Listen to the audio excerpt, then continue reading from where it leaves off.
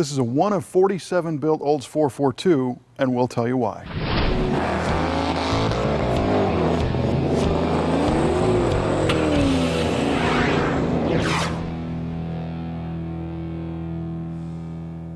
This week, we're taking a look at a very cool 1969 Oldsmobile 442 featuring the 360 horsepower W-30 option under the hood. And this one is very unique in the sense that it is a Canadian car. This is the only known Canadian ordered 442 in Code 10 black with the red interior and the crimson stripe. But I bet if more people saw this car, this color combination would have been a lot more popular because it looks really cool. The 442 originally debuted back in 1964 as a stripped-down version of a Cutlass, featuring a 4-barrel carb, a 4-speed transmission, and dual exhaust, and that's where you get the 442 nameplate. By 1968, the 442 was actually elevated into its own model and is technically no longer a Cutlass. This particular car was shipped on Monday, April 21st, 1969, from the Lansing, Michigan assembly plant, which is where all of the 442s were built. And although there were over 19,000 442 hardtops built in 1969, only 1,097 were powered with the W-30 option. But this car is one of only 47 442s ordered by a Canadian dealership. This car was sold new at Don Wheaton Chevy Olds Limited in Edmonton, Alberta.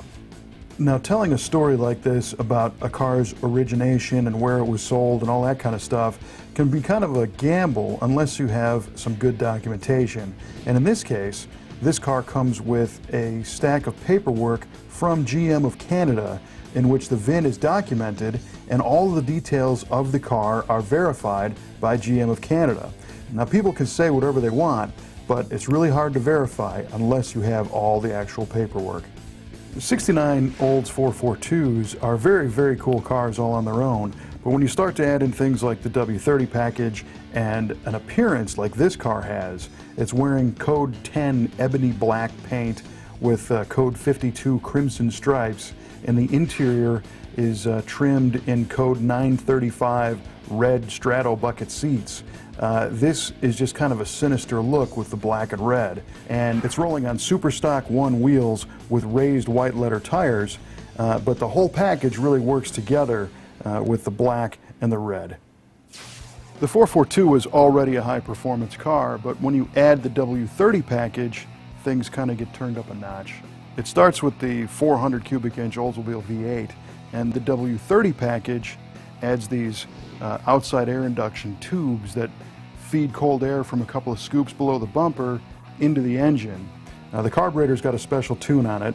For 69, they still had a cast iron intake manifold. That would change in 1970, but the 69 was iron, and they had the D-code cylinder heads, which is a high-flowing cylinder head, and they needed those heads because of the ridiculous camshaft that came in these cars. The W-30 4-speed cam was rated at 108 degree lobe separation, 328 degrees of intake and exhaust aeration, 475 thousandths lift, and basically what that means is there's 360 degrees in a circle, and these valves are open to some degree for 328 degrees of that circle. So these valves are almost always open. It's a really long duration cam designed to get a lot of air in and out of those cylinders at higher RPM. Now, the Olds 400, by its very nature, isn't really a high RPM engine because of the bore and stroke ratio, but they did whatever they could to eke out performance out of these things. They rated them at 360 horsepower at 5,400 RPM and over 440 foot-pounds of torque at 3,200 RPM.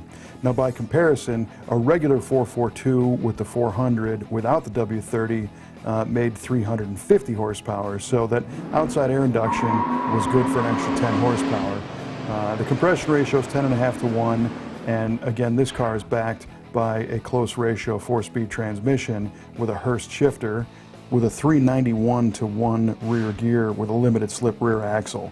So everything about this thing was designed to go fast. And under the hood you can also see the bright red fender wells, which were just there for styling, but they make this whole thing look really cool. And for '69, Oldsmobile actually advertised that the parts inside the 442's engine were individually selected to be a precise fit with ultra-close tolerances, making it different from a regular passenger car 400 V8. Other things that made the 442 fun to drive included heavy-duty springs and shocks, front and rear sway bars, a closer steering ratio, a heavy-duty suspension system all the way around. So these cars were supposed to be comfortable like an Oldsmobile, but still handle corners. So I think there was about 28 or 29,000 442s made in '69, and of those, around 1,300 were W-30 cars, and of those, around 1,000 were W-30 four-speed cars. But this one was sold through Canada, and in Canada, there was only like 47 442s in their entirety sold. So we don't know how many of those 47 were W-30 four-speed cars. So this one is definitely a rare car. Inside the car, you've got the bucket seats that are upholstered in the red. You have a full-length floor console, and of course that four-speed shifter handle with a Hurst shifter attached to it, and the white four-speed ball. You've got red details everywhere. The dash pad is red, the dash is red, the steering column is red, but the steering wheel is black. It's the Olds Rally steering wheel, which is a great looking wheel. This one came with an AM radio and a really unique option. It's got a power antenna on the back fender. It's not something you see all the time on cars like this.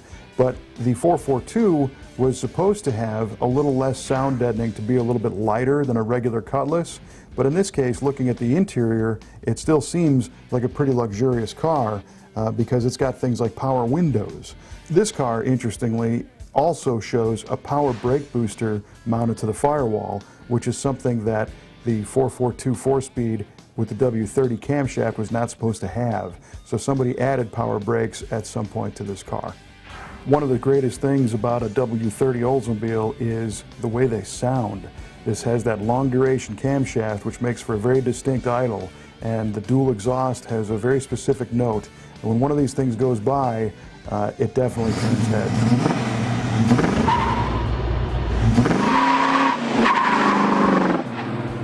So whether you're watching this on TV in Lansing, Michigan, where this car was built, or streaming the show in Canada, where this car was sold, you can leave your comments on our website at musclecaroftheweek.com. Let us know what you think about this 442.